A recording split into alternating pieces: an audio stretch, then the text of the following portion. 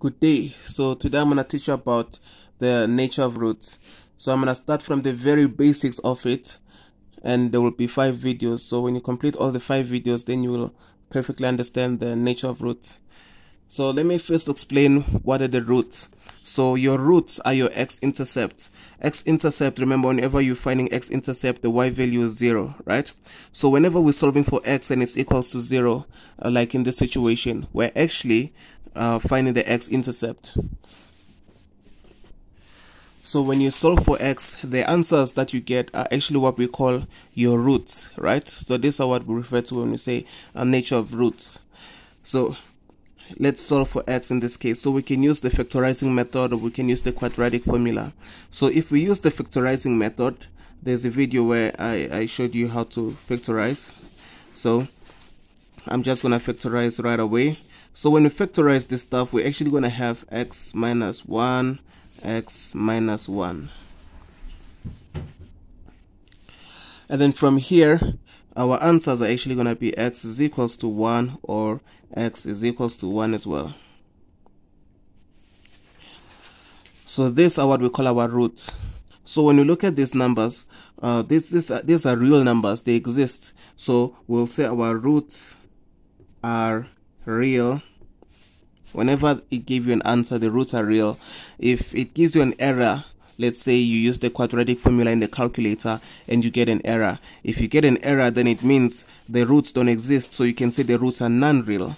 So the roots are real, and then the roots are equal. Equal meaning that they are the same. Here we've got x is equals to 1, and we also have x is equals to 1. If it was x equals to 1 and let's say x equals to 2, then we'll say the roots are unequal, right?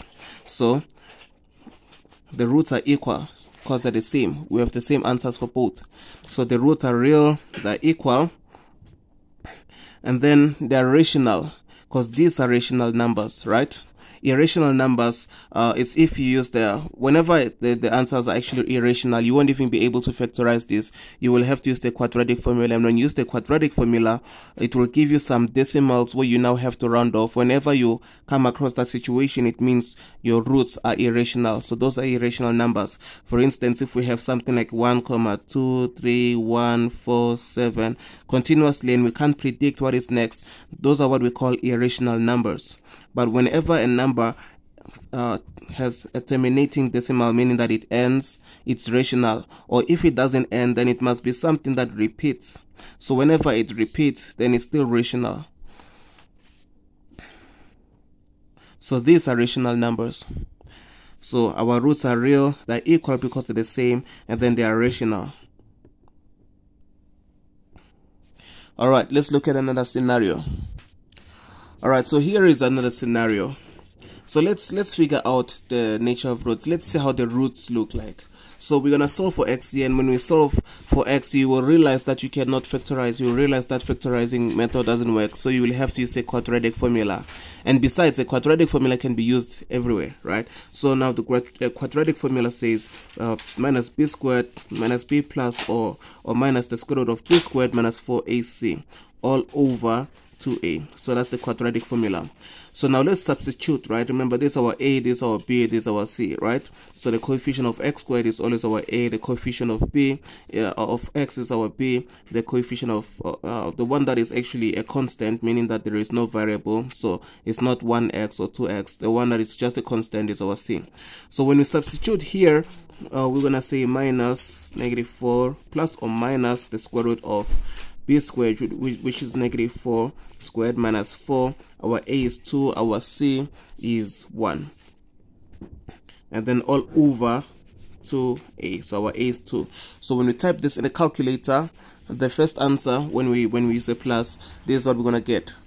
So the first answer we're gonna have is x is equals to 1,70. So if you notice the answer there, you'll see it's decimals. So if we round it to 2 decimal places, we're going to have 1,71.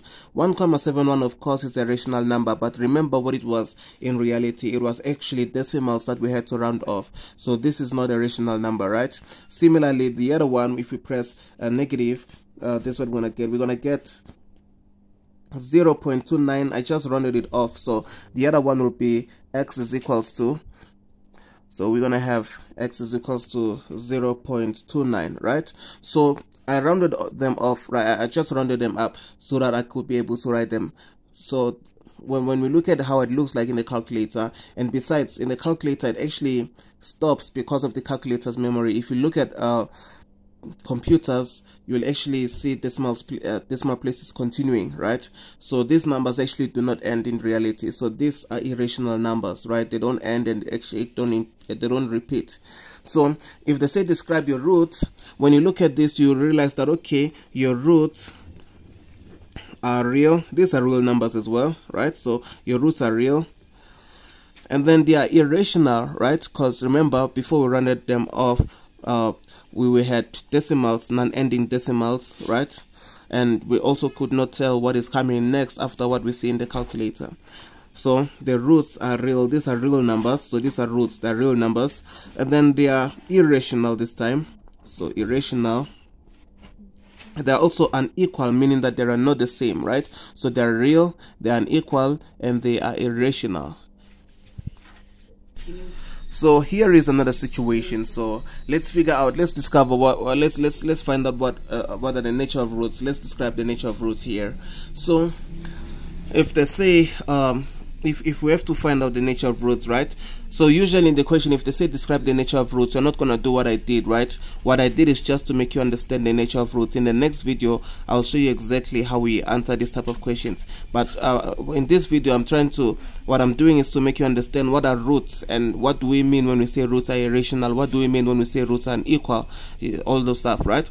So let's find out the nature of roots of this equation.